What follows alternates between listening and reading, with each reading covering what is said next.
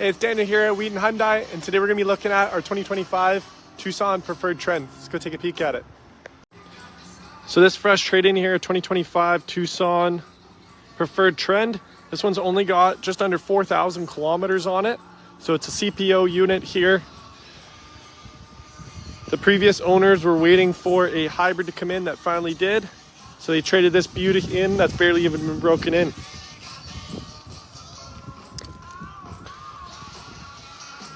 This one comes with a remote power tailgate.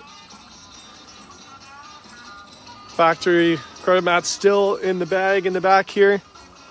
We've got our pull drop down seating for our back row. Let's go check out the inside. When we come to the front, we've got our all leather seating, power seats on the driver's side. Our brand new sleek design for our infotainment center here. Our new shift-by-wire shifting system, adaptive cruise control, lane control assist.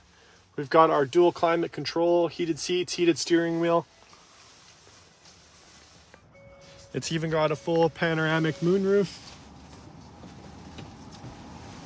that slides.